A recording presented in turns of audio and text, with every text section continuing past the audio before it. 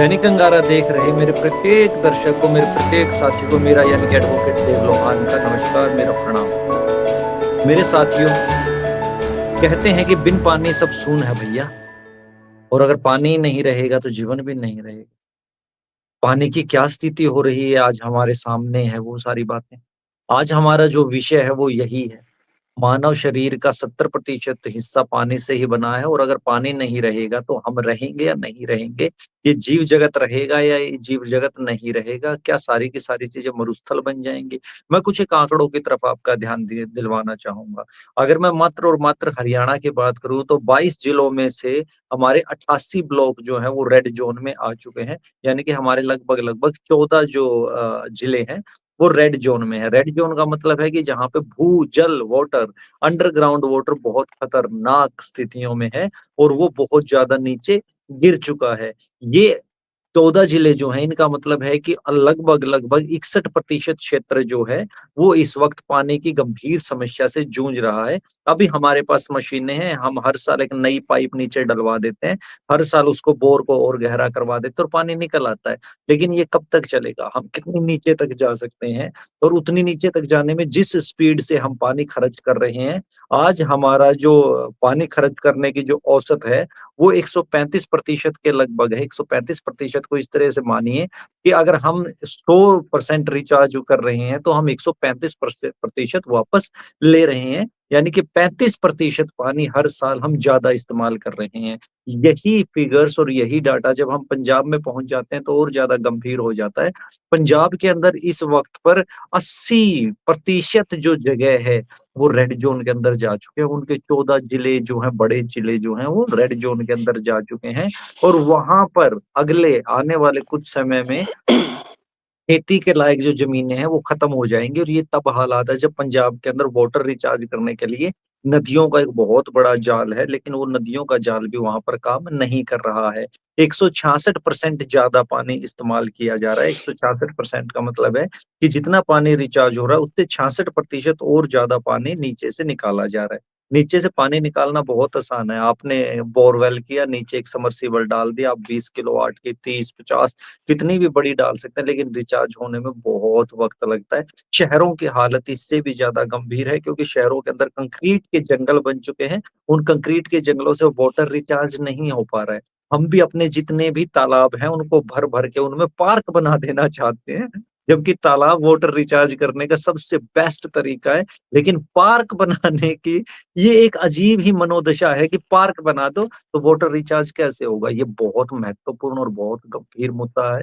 इसी गंभीर मुद्दे पर बात करने के लिए आज हमारे साथ जुड़े हैं हमारे साथी दीपक काद्यान।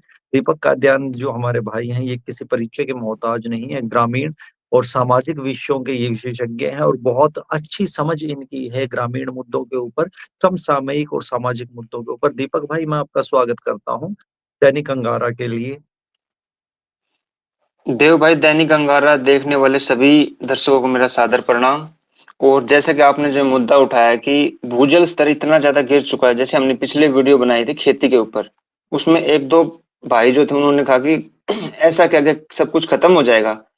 तो जो ऐसे दर्शक है उनके लिए सिर्फ मैं एक ही चीज बोलना चाहूंगा। आपने खेती के बारे में तो बोल दिया कि क्या कल सब कुछ खत्म होने वाला है। मैं तो आज की बात करता हूँ। आज सुबह अगर आप उठेंगे ना तो भू जल स्तर प्रतिदिन, आप साल की तो बात छोड़िए, अब जैसे जैसे गर्मी का एक एक दिन बढ़ रहा है ना, लोग जहां भी बोरिंग का पानी खत्म हो रहा है उसको सीधा 50 से 100 फुट सीधा नीचे ले जा रहे हैं। उन्होंने पानी इतना ज्यादा खींच लिया जमीन से, और जमीन में पानी डालने की कोई नहीं सोच रहा है। जैसा आपने बिल्कुल सही कहा कि शहरीकरण, शहरीकरण में पक्की गलियां इतनी ज्यादा हो गई हैं कि जो पानी जो गलियों में इकट्ठा होता था, जो मॉइस्चर जमीन में बनी रहती थी, उससे हमारा जो जल स्तर है वो ऊपर आ जाता था। हाँ, माना कि शहरों में जो गलियां हैं, गांव में गलियां हैं, बिल्कुल पक्की होनी चाहिए। लेकिन जो रजवाए हैं, जो गोंडे जिनको हम बोलते हैं, वो तक आजकल पक्के करने की नौबत आ गई है। क्योंकि आपके जो साधन हैं उनमें आप नहीं चाहते कि कोई हमें दिक्कत हो जाए। यहाँ शहरों में तो ये हाल है कि रोड टूटे हुए हैं लेकिन उनमें पानी बर्बाद हो रहा है, क्योंकि वहां पर इतना पक्का हो चुका है, वो पानी ना तो नीचे जा रहा है, वो जो ऊपर पानी है वो बर्बाद होके जा रहा है। तो जैसा आपने पंजाब के बारे में बात की कि सबसे ज्यादा नदियां जो अपने नॉर्थ इंडिया में सबसे ज्यादा नदियां रखने वाला एक क्षेत्र जो है पंजाब, हम्म। उसमें जो पानी के लेवल का सबसे नीचे जाने का कारण एक तो आपने बताया कि वहां पर हद से ज्यादा ट्यूबवेल जो 70 से 80% वो ट्यूबवेल पर डिपेंड है। बिल्कुल। जितने भी उनके डैम हैं वो सभी डैम जो उनके कांडी परियोजना के ऊपर है, जो कि सिर्फ आपने बिजली बनाई और पानी को बाईपास कर दिया। और हरियाणा से लगते जो भी एरिया है वहां पे जो इरिगेशन डिपार्टमेंट जो डैम बनता है उसके ऊपर काम करता है, पानी को डाइवर्ट करता है। वही तो हम कर रहे हैं, जो हमारी छोटी मोटी परियोजना लगती हैं, जो हथनीकुंड बैराज हमारा लगता है, वहां से नहरों को पूरे हरियाणा में जोड़ा गया। पंजाब ने तो नहीं जोड़ा। और ऊपर से जो है अपना एसवाईएल का जो मुद्दा था, उसमें हम सभी फंसे पड़े हैं। पंजाब ये नहीं सोच रहा कि पानी तुम खुद यूज नहीं कर रहे हो और किसी को दे भी नहीं रहे हो। अरे भाई, आपके पास पानी है, कम से कम इतना पानी तो आप यूज करो कि आपका जो जल स्तर है वो बना रहे। आप ट्यूबवेल पे बिल्कुल। कब तक रहोगे? वही हरियाणा में तो ट्यूबवेल तो लगभग बहुत जगह खत्म भी होने वाले हैं, क्योंकि नहरों में जो छोटी छोटी कनाल हैं उनमें पानी अब गर्मियों के टाइम पे कम आना शुरू हो जाएगा। ऊपर से अभी धान का समय आ जाएगा। तो इस तरीके से हमें खुद इसके बारे में सोचना पड़ेगा। कल की तो बात छोड़ी, आज भी पानी खत्म होने की समस्या है बहुत सारे घरों में। सुबह मोटर चलाई, पानी भर गया, शाम को नहीं भरा तो भाई अगले दिन सुबह मैकेनिक को बुला लेते, भाई इसको और गहरा कर दो। दीपक भाई, जो हमारा पानी है ना, नीचे का जो भूजल है हमारा, उस भूजल को अगर मैं एक तिजोरी की तरह मान, ठीक है, कि भाई ये मेरी तिजोरी है और इसमें हर साल मैं 100 रुपए देता हूँ और 135 निकाल लेता हूँ, तो क्या ये आने वाली पीढ़ियों के लिए एक धोखा नहीं है हमारा? कि हम आज बिल्कुल। अपना पैसा बचाने के लिए, आज अपने पैसा कमाओ, पैसा भी क्या कमा रहे हैं हम? लगभग अगर मैं गांव की बात करूं तो गांव के अंदर आज जो बोरवेल हैं, वो अमूमन अमूमन मैं मेरे मेरे गांव की बात करूं तो 30 फुट पे मेरे यहाँ पे पानी होता था, यानी मात्र 10 मीटर पे। हम्म। आज सिर्फ 20 साल के अंदर मेरे यहाँ पर जो पानी है वो 40 मीटर पे चला गया, और ये सिर्फ मेरे गांव की बात बिल्कुल। नहीं, ये हर गांव की बात है। तो क्या आने वाली जो हमारी नस्ल है, आने वाली जो हमारी पीढ़ियां हैं, जो आने वाले हमारे बच्चे हैं, क्या ये उनके साथ धोखा नहीं है कि हम रिचार्ज करने पर तो ध्यान दे नहीं रहे हैं और हम इस्तेमाल और ज्यादा करते जा रहे हैं, करते जा रहे हैं? और क्या अगर यही परिस्थितियां रही तो क्या ये परिस्थितियां हमें गृह युद्ध की तरफ नहीं लेके चली जाएगी? देव भाई, जैसा आपने बोला कि जो पानी जो हम नीचे स्टोर हो रखा है ना, आप देखिए जो ऊपर की जो सतह है उसके नीचे छोटे छोटे जो स्टोरेज बॉक्सेस, एक सिंपल भाषा में बना दूं कि एक एक बॉक्स ऊपर है, एक नीचे है, एक उससे थोड़ा नीचे है। जब तक हम इसको खाली कर देते हैं ना, हम्म। हमारा इसको बिल्कुल खत्म करने के बाद हम इसको और नीचे कर देते हैं। कभी किसी आदमी ने ये नहीं सोचा कि यहाँ पे जो पानी था अगर वो यूज हुआ वो पहले कहाँ से आया था। हम्म। धरती ने तो पैदा नहीं किया वो पानी। वो एक सर्कल है, आप उसके हिसाब से वो चल रहा था, वो पहले भर जाता था, फिर एक टाइम हमारे यहाँ पे भी जैसा आपने बोला कि 30 से 35 फुट पे पानी था, और अभी भी मैं बोल रहा हूँ हमारे एरिया में बहादुरगढ़ के आसपास सिर्फ जो एनएच हाईवे है, NH9 अब उसको छोटा कर दिया गया, जो दिल्ली फाजिलका वाला, इसके राइट साइड में आप रोहतक की तरफ जाएंगे दिल्ली से बहादुरगढ़ होते हुए, तो राइट साइड में जो एरिया पड़ता है ना बहादुरगढ़ में एंट्री के बाद, सिर्फ वहां पे मीठा पानी है। अच्छा। आज भाई साहब वो 120 फुट के ऊपर पहुंच गया वो। मैं ये बता रहा हूं कि लोग इतना ज्यादा पानी बर्बाद कर रहे हैं कि किसी हर घर में आपको हर मिनट में, मैं बता रहा हूं, किसी ना किसी घर में पानी बहता दिख जाएगा, बिल्कुल साफ पानी, मीठा पानी। बहादुरगढ़ में कहीं भी मीठा पानी नहीं है, इस एरिया को छोड़ के किसी भी एरिया में। क्योंकि दो तीन तालाब थे, उनको बिल्कुल आपने सही कहा कि ढक के वहां पे जो कॉलोनियां काट दी। अब भैंसों के लिए एक छोटा सा स्रोत होता था वो, वहां पे अगर भैंस जब जाएगी तो एक नहलाने के लिए भैंस को, किसी पशु को लगभग अब 50 लीटर पानी लोग वेस्ट कर रहे हैं। हम्म। पहले भैंस उसमें जाती थी, वहां पे नहा के धो के उसको सफाई करके अच्छे से, वो पानी जब एक्स्ट्रा पानी नीचे चला जाता, फिर जोड़ की सफाई हो जाती थी। तो आसपास का जो ना वहां पे मीठा पानी हुआ करता, जहां जोड़ होता था ना, आपको भी पता होगा कि वहां लगभग आसपास में 3 4 कुएं हुआ करते थे, नलकूप हाँ, थे। वहां से हम पानी पीने का लेके आते थे खुद। जैसे ही ये जो है जोड़ खत्म हुए, तालाब खत्म हुए, पौंड फिनिश हुए, वहां पे बिल्कुल नलकूप बंद हो गए, कुएं जो है वो ढक दिए गए। लोग अपने स्वार्थ के लिए अपने फ्यूचर को बर्बाद करने में लगे हैं। हम्म। और पानी की बर्बादी खासकर मैं बता रहा हूं वहां ज्यादा होती है जहां पे आपको मीठा पानी मौजूद है। हाँ, बिल्कुल सही बात है, वो ये इम्पोर्टेंस ही नहीं बिल्कुल समझते। सच्चाई है। वो बिल्कुल इंपॉर्टेंस नहीं समझ रहे, और जिनको समय से पानी मिल रहा है, अगर आपको पानी की किल्लत देखनी है तो दिल्ली में चले जाओ। हम्म। एक मटके के ऊपर आपको 2-2 घंटे वेट करना पड़ रहा है। पहले महिलाएं 2-2 किलोमीटर जाके 2 मटके लेके आती थी, 2 सुबह 2 शाम को। आज घर में मिल रहे हैं आपको 50 मटके। आप उसकी कीमत नहीं समझ रहे। तो इसमें सबसे बड़ी जिम्मेवारी हमारी बनती है कि हम किस तरीके से पानी को रिचार्ज करें, जो रेन वाटर हार्वेस्टिंग है वो करें। खेती में डीप ड्रिप इरिगेशन है उसको हम यूज कर सकते हैं। कोई, मैं ये नहीं बोल रहे कि सभी किसान ड्रिप इरिगेशन करें। जहां पे जो है आप चावल की खेती नहीं कर रहे हैं इस समय में, जो हमारे वैज्ञानिक उन्होंने भी ये बोला है कि आप चावल की बजाय कुछ किसान मोटे अनाज को उगा सकते हैं, जो हमारी सोयल है उसको, उसके लिए सही है। हमारे आसपास जो है जैसे एचएयू है, मैंने आपको बताया था कि पूसा भी है, वहां से हम नॉलेज गेन करके मोटे अनाज की तरफ जा सकते हैं। पंजाब ने मोटा अनाज भी अब छोड़ दिया, वो भी बिल्कुल दबा के चावल की तरफ लगे हुए हैं। हम इतना चावल प्रोड्यूस कर रहे हैं कि हम लगभग 8 से 9 देशों का पेट पाल रहे हैं, और भारत में सिर्फ हाँ, 10 से 20% उसका यूज हो रहा है। और ये अकेले जबकि हरियाणा की पानी बात नहीं है, पंजाब भी इसमें शामिल है।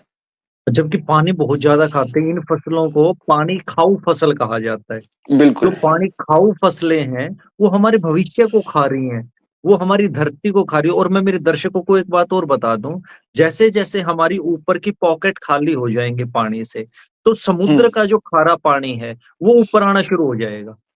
बिल्कुल। और जब ऊपर खारा पानी आना शुरू हो जाएगा तो हमारी जितनी भी जमीनें हैं, वो सेमग्रस्त हो जाती हैं, उसमें नूनी आ जाती है। आपने जमीन के ऊपर कई बार जब आप जाते होंगे तो आपने देखा होगा कि सफेद हो जाती है सारी जमीनें, बिल्कुल। उस पर नूनी आ जाती है। तो वो नूनी आने का सबसे बड़ा कारण होता है कि समुद्र, आप कहेंगे कि समुद्र तो यहाँ से बहुत दूर है।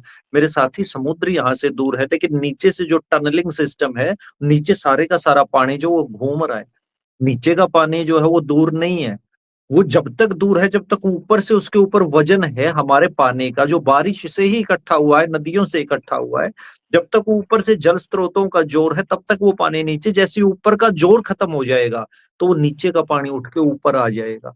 अच्छा, आपने एक बहुत अच्छी बात यहाँ पे जिक्र किया दीपक भाई, कि औरतें पहले पानी लाती थी तो उनको इज्जत भी होती थी, और आज के दिन तो एक औरत है ना, भैंस नहलाने पर रोज भैंसों को नहलाया जाता है, क्या कह के कि इनको गर्मी लग रही है। जबकि भैंस है ना, कीचड़ का प्राणी है, ठीक है, वो कीचड़ में रह के कहीं ना कहीं भैंस जो वो दरियाई घोड़े से ही संबंधित एक जाति है बिल्कुल। पशुओं की, जो कीचड़ में रह के बड़ी खुश रहती है, और कीचड़ में उसका विकास भी ज्यादा होता है। लेकिन फिर भी उसको रोज नहलाया जाता है, और उसको नहलाने के ऊपर रोज 100 से 200 लीटर पानी बिल्कुल। पाइप चला के खत्म कर दिया जाता है। फिर उस भैंस के गोबर को हटाने के लिए 100 से 200 लीटर पानी खत्म कर दिया जाता है। तो पहले जमाने में मेरे को लगता है कि जो औरतों को भेजा जाता था ना पानी लेने के लिए, वो इसी वजह से भेजा जाता था कि अमूमन जो पानी की बर्बादी है वो औरतें ही ज्यादा करती हैं, और पानी को सहेजने की अगर कोई जिम्मेदारी सही तरीके से निभा सकता है तो वो औरतें ही निभा सकती हैं, क्योंकि उनके हाथ में बहुत कुछ चीजें हैं। तो ये सारी की सारी चीजें जो चल रही है, मैं एक और ये हमारा मध्यांतर की तरफ हम जा रहे हैं हमारे शो के, क्या आपको लगता है कि जो गैर किसान है उनके अंदर एक गुस्सा है थोड़ा बहुत, 1% या 2%, की यार ये जो किसान है ये पानी को बर्बाद कर रहे हैं, लेकिन जब पानी बर्बाद हो गया तो गैर किसानों के ऊपर भी तो वही प्रभाव पड़ेगा ना। बिल्कुल। बिल्कुल।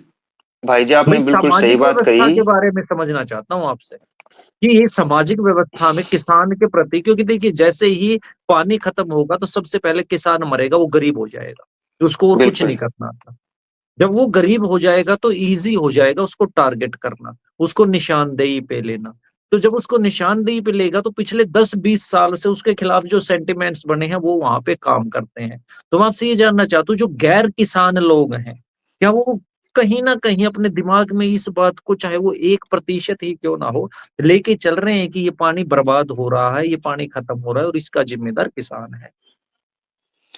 देव भाई, सबसे पहले मैं बता दूं कि पानी की बर्बादी में जितना किसान क्षेत्र में जो पानी वेस्ट हो रहा है, धान में लगा लीजिए, आप किसी और चीज में लगा लीजिए, उससे ज्यादा मैं ये बता रहा हूं कि जो मिड सिटी है, जो प्रॉपर सिटी नहीं बने, जैसे गुड़गांव में, आप गुड़गांव में जाइए, वहां पानी की वैल्यू है। हम्म। बहादुरगढ़, रोहतक, हिसार, यहाँ पे सबसे ज्यादा पानी वेस्ट होता है। जो मिड अपने आप को सिर्फ सिटी कहते हैं और उसका टीयर एक छोटा थ्री सा एरिया है, टीयर हाँ, 2 सिटी जो है, Tier 2 और वो 3 एक, सिटी। हाँ, उसमें भी एक छोटा सा एरिया होगा जो डेवलप होगा। वहां पे जब सप्लाई का पानी आता है तो मैंने खुद देखा है कि एक एक घंटा पानी आता है, और पानी आने के बाद उनकी कार्रवाई क्या होती है? सबसे पहले उन्होंने टंकी में चढ़ा लिया, ठीक है, वो सबसे बेस्ट है, आपने पानी स्टोरेज करना सीखा, आप गांव वालों से अपने आप को बेहतर बता रहे हो, बिल्कुल ठीक है। कुछ लोगों ने अंडरग्राउंड स्टोरेज बना ली, बहुत बढ़िया। उसके बाद जब पानी एक्स्ट्रा आता है, वहां एक दिन छोड़ के पानी आता है शहरों में, उसके बाद आप क्या करते हैं? आप अपनी सबसे प्यारी चीज, अपनी कार को धोते हैं, हम्म। अपनी सबसे प्यारी चीज स्कूटी को धोते हैं, बाइक को धोते हैं। और वो भी किस चीज से? आप उसमें आगे प्रेशर पंप लगा सकते हैं छोटा सा, जिससे कि पानी का प्रेशर बढ़ जाए, पानी कम वेस्ट हो। आप डायरेक्ट पानी चला देते हैं ठूठी में लगा के, मोटर चला के, ताकि किसी और के घर में पानी ना चला जाए। देव भाई, मैं ये एक बात बता देता हूं कि किसी भी शहर में बिना मोटर के आपको पानी नहीं मिल रहा। इसके बारे में मैंने एक बार कंप्लेंट भी की थी, और हरियाणा गवर्नमेंट ने खुद बोला था कि हमारी तरफ से कंपलसरी नहीं है मोटर लगाना। लेकिन जब मैंने कंप्लेंट की तो वो बोला कि आपके एरिया में पानी पहुंचेगा ही नहीं आपके घर में, आप मोटर नहीं लगाओगे। तो ये कौन सा, मतलब एक सोच देखिए, 100 घर हैं, 100 में से अगर 99 लोगों ने मोटर लगा ली, तो मैं लिख के दे सकता हूँ उस एक घर में पानी नहीं जाएगा, कभी भी नहीं जाएगा। नहीं जाता। 100 में से 99 नहीं, अगर 100 में से 40 ने भी मोटर लगा ली तो बाकी बिल्कुल। के 60 में नहीं जाएगा। और वहां भी उन 40 घरों में से 20 लगाएंगे डबल हॉर्स पावर की, क्योंकि उन्होंने 4 मंजिल चढ़ाना है। हाँ। जिसने 1 मंजिल चलाना हो, हाफ हॉर्स पावर में भी, और एक तक 1 हॉर्स पावर की चल जाती है, 2-2 हॉर्स पावर की मोटरें ले आते हैं, और पानी की बर्बादी होती है। गांव के लोगों को टारगेट करना इसलिए आसान है क्योंकि वहां पे इतनी इसकी जागरूकता नहीं है, क्योंकि वहां उन्हें इजीली पानी मिल जाता है। वहां पे जो पानी की पाइपलाइन इतनी अच्छे तरीके से पहुंची नहीं है। बच्चे अरे मैं घूमते जो फिरते गए, किसी भी नलके से पानी पी लिया, तो उन्हें लगता है कि उन्हें पानी मिल गया। हम्म मैं जो ये बात कर रहा हूँ ना दीपक भाई, गांव की, तो मैं इस वजह से कर रहा हूँ क्योंकि शहरों के अंदर हमारी मात्र 30% जनसंख्या ही रहती है। गांव के अंदर हमारी 70% जनसंख्या रहती है। तो गांव की जो 70% जनसंख्या है, जब वो पानी का दोहन करते हैं, वो भी बड़े विचित्र तरीकों से, जिसकी जरूरत नहीं है। यकीनन गाड़ी धोने की कोई जरूरत नहीं है। मैं तो यहाँ तक का समर्थक हूँ कि मीठे पानी से गाड़ी धोने वालों के ऊपर अलग से बैन किया जाए और उनको अलग से बिल्कुल। जुर्माने लगाए जाए कि मीठे पानी से बेवकूफ हो गया तुम, जो खुले मोटर से, खुले पानी से और मीठे पानी से बर्बाद करके गाड़ियां धो रहे हो। लेकिन गांव और का आदमी देव तो भाई, और बहुत। जैसे जैसा आपने बोला ना कि कार धोने का, आज तो इतनी बढ़िया आपके पास इंस्ट्रूमेंट है। आप 2 बकेट में, और नई नई मोटरें आ गई है, 2 बकेट से आप एक कार धो सकते हैं, सिर्फ 2 बकेट से। हाँ, एक बकेट से भी धो सकते हैं। जो नई अभी हम्म। बॉश वगैरह की नई मशीन्स आई हैं, वो तो आप एक बकेट से भी धो सकते हो। और जब आप 15 लाख, 20 लाख, 25 लाख, 35 लाख की कार ले सकते हैं, तो क्या आप सिर्फ 5 या 7 हजार की वो मशीन नहीं ले सकते? सरकार को सच में चाहिए कि सरकार हर गाड़ी के साथ में वो मशीन कंपलसरी कर दे। और इस बिल्कुल। बात के लिए हमें सरकार को लिखना भी चाहिए कि आपको 5 और 7 हजार रुपए की वो जो कार वॉशिंग की मशीन है, वो कंपलसरी कर देनी चाहिए। जैसे अभी नितिन गडकरी जी ने बहुत अच्छा काम किया है कि अगर आप कोई भी 2 व्हीलर खरीदने जाते हैं, तो उसके साथ कंपलसरी आपको 2 हेलमेट होंगे ही होंगे। वो दो हम्म। हेलमेट आपको लेने पड़ेंगे। अगर हेलमेट होंगे फिर तो पहनोगे ही ना। तो उसी तरीके से अगर हम धोने के लिए, लेकिन इसका तो इलाज है। लेकिन इसमें भी इतना मोटा पानी खर्च नहीं होता। अभी धान लगाया जाएगा पूरे हरियाणा में, हम्म। और सिर्फ धान धान के सीजन में हम इतना पानी खर्च कर देंगे कि सारे शहर मिलके 5 साल में खर्च नहीं कर सकते। नहीं कर सकते। सारे शहर मिलके, हरियाणा में जितने शहर हैं, वो 5 साल में खर्च नहीं कर सकते। वो हम एक सीजन में, और वो भी एक ऐसी फसल, दीपक भाई, जो फसल हम खाते ही नहीं है। खाते भी नहीं इतनी। हम पूरे साल में 30-40 किलो से ज्यादा एक परिवार मतलब चावल नहीं खाता हमारे यहाँ पे। 30-40 नहीं किलो खाता, हद है ये, मणे बस चावल ही हम खा मैक्स पाते हैं। हाँ, इससे मैक्सिमम। ज्यादा नहीं खाता। और आपने उसमें बहुत से भी हम सही कहा। बासमती बाहर से ढूंढ के लाते हैं, अपना तो हाँ बासमती भी यूज नहीं करते। हाँ, खुद का बासमती भी नहीं खाएंगे हम। नहीं ये भी खाते हैं। विडंबना बहुत अच्छी उठाई है आपने। और ये मैं भी ये बात सोचता हूँ कि ऐसी क्या समस्या है कि हम अपना बासमती खुद ही नहीं खा रहे हैं। हमें ब्राउन अगर राइस आ गया बासमती ऊपर से। हाँ, हमें अगर बासमती चाहिए होगा तो हम दुकान पे जाएंगे और हम कहेंगे बासमती दे दे। भाई तूने भी तो उगाया था ना एक बासमती। वो उस बासमती का क्या हुआ मेरे साथी? उस बासमती को भी तो तू इस्तेमाल कर सकता है, या उस बासमती में कुछ ऐसी चीजें हैं जो तू उसको इस्तेमाल करना ही नहीं चाहता। तो घूम के वही आ रहा है तेरे पास, कोई और नया बासमती नहीं आ रहा। क्योंकि दुनिया का सबसे बड़ा उत्पादक बासमती का अगर कोई है तो हरियाणा और पंजाब है। तो घूम कर तो वही आ रहा है, बस वो पैकेट में बंद होके आ रहा है तुम्हारे तक। मैं फिर से, अब हम भविष्य की बात बारे में बात करते हैं। मैं ना अफ्रीका के बारे में पढ़ रहा था कि एक वक्त पर अफ्रीका में बहुत अच्छा पानी होता था, और उस वक्त पर अफ्रीका में बहुत अच्छी संस्कृति होती थी, गरीबी नहीं थी वहां पे, बहुत ठीक ठाक माहौल था। फिर वहां पानी खत्म हो गया, अलग अलग कारण रहे उसके। उस पानी खत्म होने से वहां पर एकदम से गरीबी छा गई, एकदम से बदहवासी छा गई, सरकारें टूट गई, और हर आदमी ने बंदूक उठा ली, और जिसकी बंदूक उसी की सरकार हो गई। तो अब मेरे पास 5 बंदूक के ज्यादा, तो मैंने इस सरकार को तोड़ दिया। अब इनके पास 10 बंदूक के ज्यादा आ गए, तो इनने इस सरकार को तोड़ दिया। और इसके अंदर सबसे ज्यादा मार ठुकाई किसकी हुई? औरतों की, महिलाओं की और लड़कियों की। जिसके पास बंदूक हुई वही उठा लेगा। और पानी के ऊपर जो झगड़े हैं, आप ये जो सेंट्रल अफ्रीका के देश हैं, ये आपको सामने शायद यहाँ दिख रहे होंगे। हम्म। ये बिल्कुल डोमिनिक बिल्कुल। रिपब्लिक है, ये सूडान है, ये चाड है। इन सारे के सारे देशों में जो पानी की हालात हैं, इनकी वजह से आज पूरे का पूरा देश बर्बाद हो चुका है। पूरा देश। सूडान के तो खुद 2 हिस्से हो गए।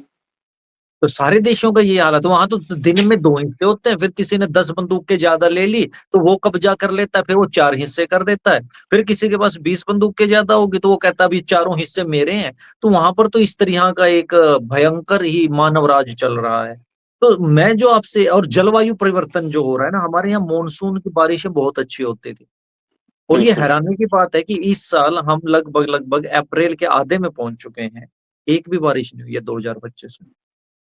स्टार्टिंग तो जनवरी हुई से नहीं है, जिसे जनवरी से स्टार्टिंग गर्मी की शुरुआत हो जाती थी, सर्दी चली जाती थी, वो तो हुई नहीं। वो नहीं, और हर बारिश बार एक पहले भी ही, बारिश नहीं हुई हाँ, है। पहले ही बता दिया जाता अब की बार मानसून है ना पिछली बार से कमजोर रहेगा। कोई इस पे बात नहीं करता कि कमजोर क्यों रहेगा, उसके कमजोर पिछले क्यों साल है? के कारण क्या है। बस एक न्यूज चला जाता है, दूसरे किसान पहले ही सदमे में आ जाता है, जो पानी मिलता है उसको ठोक देता है। फिर बारिश हो जाती है, फिर वो फसल खराब हो जाती है। उसको भी तो तो, पानी एक लिमिट में चाहिए ना। तो क्या हम अफ्रीका की, मतलब आज नहीं तो 2000, कहाँ नरेंद्र मोदी जी कह रहे हैं कि 2047 में हम डेवलप नेशन बनेंगे, हम विकसित देश होंगे। अगर पानी नहीं रहा तो हमें नहीं लगता कि हम अफ्रीका बन जाएंगे। और अफ्रीका के भी वो देश बन जाएंगे जिन देशों के अंदर अव्यवस्था है, जिन देशों के अंदर भयंकर रूप से कंगाली है, क्योंकि बिना कंगाली पानी के है। आपके पास कुछ भी नहीं होगा ना। आपको क्या लगता है भविष्य कैसा होगा? देव भाई आपने बिल्कुल सही कहा कि जो अफ्रीका में जो पानी के ऊपर मारा मारी है, जैसे आपने अभी बताया कि सूडान जो है अफ्रीका का सबसे बड़ी कंट्री थी। उसमें से हाँ, साउथ सूडान होने के बाद उसके अगर एक देश के, इतने बड़े देश के अगर 2 टुकड़े हो सकें जो अपने कंटिनेंट में सबसे बड़ा है, तो भारत तो अपने कंटिनेंट में बड़ा भी नहीं है। हमें खुद इतनी स्ट्रोंग पॉलिसी सरकार को, अगर कोई भाई देख रहा है, उसे अगर लगता है कि उसके पास कोई ऐसी पॉलिसी है, वो सरकार को लिखे, हमें मैसेज कर दे, आपसे संपर्क कर सकता है, तो ये हमें बनानी पड़ेंगी और अभी बनानी पड़ेंगी। हर साल जो पानी का लेवल है इतना ज्यादा कम हो रहा है, हद से ज्यादा। और इसमें जो जैसे गेहूं में है, अब कुछ तकनीकें जैसे आप डायरेक्ट रोपाई की बजाय बिजाई कर सकते हैं, उसमें उससे 30% तक पानी कम लगता है। खड़े पानी में जो धान लगाने की प्रक्रिया है, उसके अलावा आप सूखी जमीन में जो लगाने की प्रक्रिया है, उसको इस्तेमाल करके 25% पानी आप उसी दिन बचा सकते हैं, सेम डे। मैं तो आगे 4 महीने की बात ही नहीं कर रहा, सेम डे बचा सकते हैं। 10 किसान में से अब 3 किसान ये काम करके देख सकते हैं। हाँ, थोड़ी-सी वो महँगी पड़ती है, लेकिन वहाँ का जो है ना वाटर लेवल बिल्कुल पहले के मुकाबले सही रहेगा, और जो आइट्स जो राइट लेफ्ट का जो मॉइस्चर होगा ना, वो भी आपके पास आएगा। अब 10 किले या 10 में पानी खड़ा है, वो कहाँ जाएगा? कहीं नहीं जाएगा, वो सारा वेपोराइज़ होके ऊपर चला जाएगा। 10 में से अगर हाँ 5 में आपने पानी खड़ा है और 1 में आपने नॉर्मल बिजाई की है, तो वो थोड़ा-सा वाटर लेवल उसका भी गेन करेगा। आपने पानी भी कम किया है, और आइट साइड का जो एरिया है, उसका भी जो है पानी का लेवल ऊपर आएगा। और दूसरी इसमें जो चीज़ है, मोटा अनाज, वो लगाने की कोशिश कर सकते हैं। मैं कोशिश करने की बात इसलिए कर रहा हूँ कि बहुत सारे किसानों को इसमें प्रॉफिट नज़र नहीं आता। अब यहाँ पे वही बात आ जाती है, हम खाते नहीं हैं। खाते तो आप चावल भी नहीं हो, खाते तो आप चावल भी नहीं हो। राइट। बोलते कि हम मोटा अनाज तो खाया नहीं जाता। अरे आप उसे यूज़ में लाओगे जब आपको उसकी जो ज़रूरत महसूस होगी ना, कि उसमें क्या-क्या और बेनिफिट्स थे। जबकि वो सुपर फूड है। सुपर फूड है वो। मिलेट्स जो हैं, मिलेट्स सुपर फूड है। बिल्कुल। वो उनसे भी जो है 40% कम पानी यूज़ कर लेती हैं वो।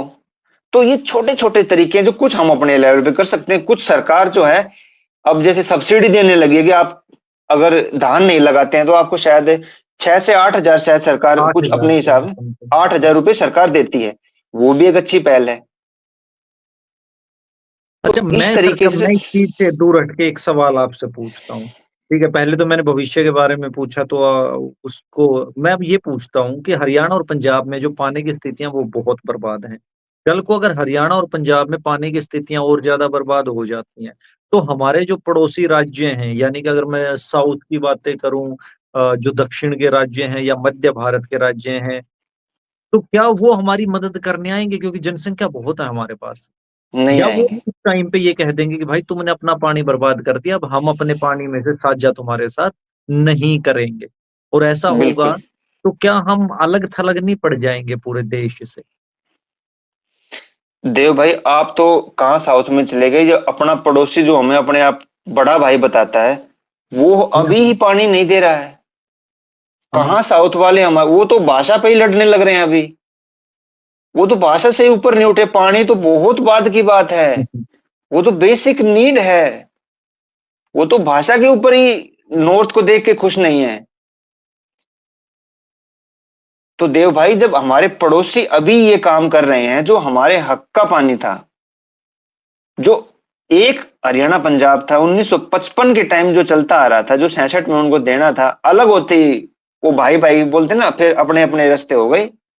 फिर ना तू मेरा भाई, ना मैं तेरा भाई। घर से बाहर कहीं बाहर चले जाएंगे तो भाई भाई, घर में आते ही भाई कोई किसी का भाई नहीं।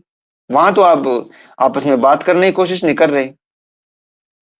तो देव भाई, इन फ्यूचर अगर हरियाणा पे ऐसी नौबत आती है, तो कोई भी हरियाणा की मदद नहीं करेगा, क्योंकि सब यही कहेंगे आपने जितना पानी बर्बाद करना था वो कर लिया। और हमारा चावल भी उसी जगह जा रहा है जहां पे अभी पानी मौजूद है। हाँ, बंगाल क्या मान फिर लिया, वहां ऐसी? पे चावल बहुत ज्यादा यूज होता है, वहां के लिए वो चीज ठीक है। हाँ, और चावल उस जगह की फसल है जहां पर पानी बहता हुआ पानी है और वो बहता बहुतायत हुआ में है। वो पानी आएगा, बह के चावल की फसल के अंदर से निकल जाएगा। बंगाल है, निकल जैसे जाएगा। बंगाल के अंदर है, बिहार के अंदर है, उड़ीसा के अंदर है, वहां पर वो उस तरह का इकोसिस्टम मौजूद हम्म। है। हमारे यहाँ के लिए ये चीज नहीं है। अच्छा, जब पानी खत्म हो जाएगा तो किस तरह की कहानियां सुनाई जाया करेंगे दीपक भाई? की एक टेम होया करता जब हमारी मासिया ने भी न्यू न्यू आया करते, अतने बेरा उस टाइम पर कितना पानी होया करता, गाड़ी धो दिया करते हम न्यू। तो उस टाइम पे किस तरह की कहानियां चलाई जाएंगी? ठीक है, वो वक्त की जो संख्याएं हैं वो अब अपने समाप्ति का इशारा हमें कर रही है। तो मैं अंतिम आपके कुछ एक क्लोजिंग रिमार्क्स चाहूंगा।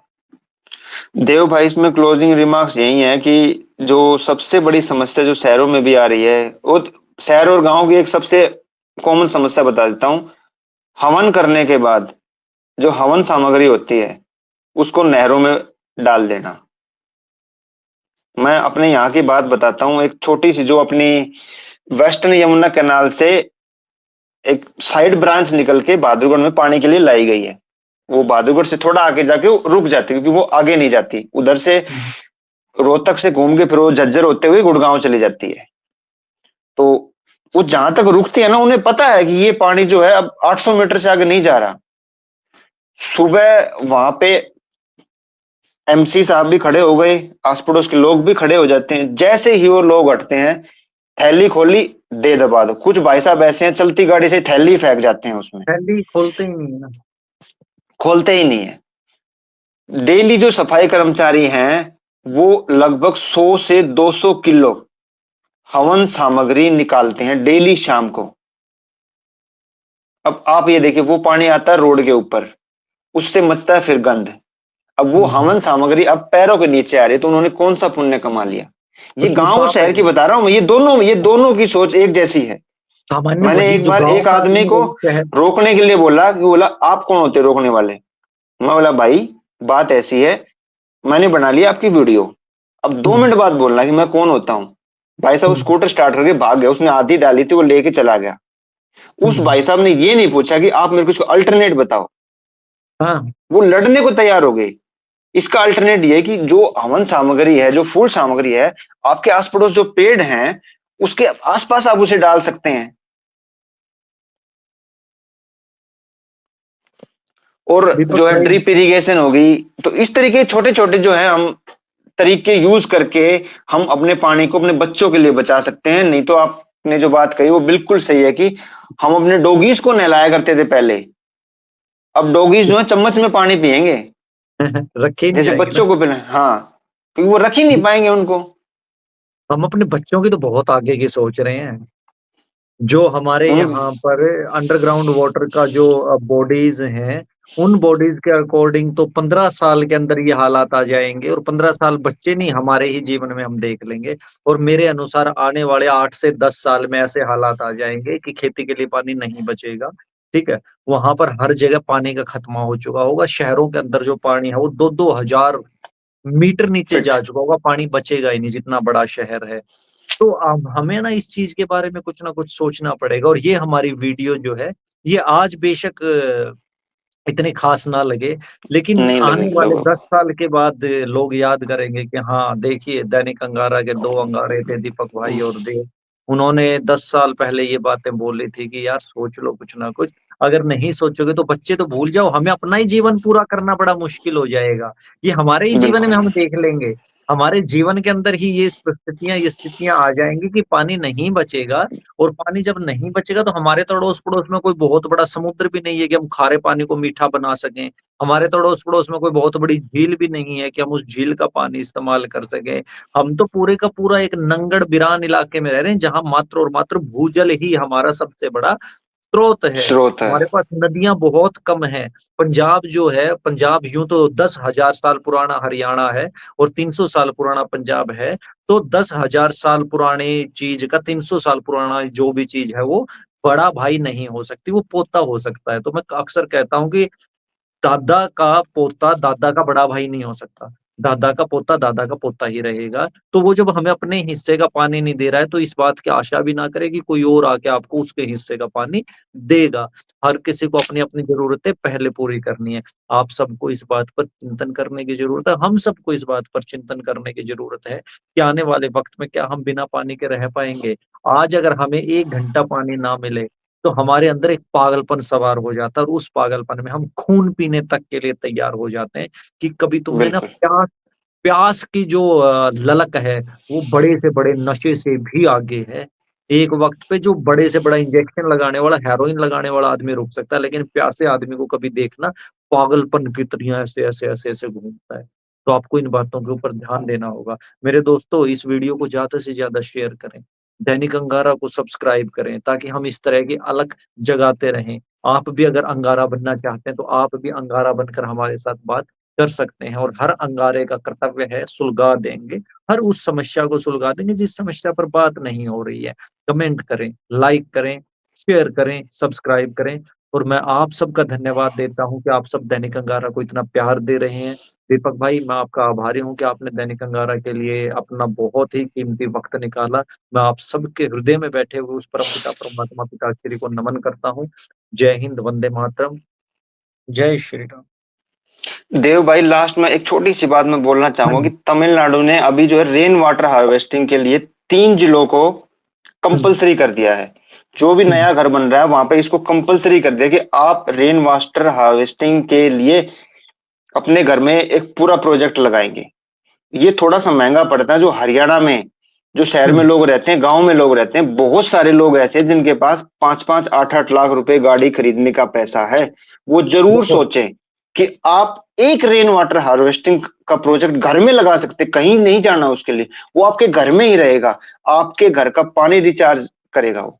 तो इस बारे में अगर आप सोचते हैं तो आप अपने बच्चों के लिए, अपने फ्यूचर के लिए बिल्कुल पानी बचा पाएंगे। आज हम बच्चों की शिक्षा के लिए जो सोच रहे हैं कि 30 साल बाद हमारा बच्चा जो है यहाँ पढ़ेगा, वहां पढ़ेगा, वो पढ़ेगा जब उसके लिए यहाँ पानी होगा, नहीं तो फिर उसे यहाँ से कहीं और जाना पड़ेगा। तो धन्यवाद करना चाहूंगा मैं आपको भी।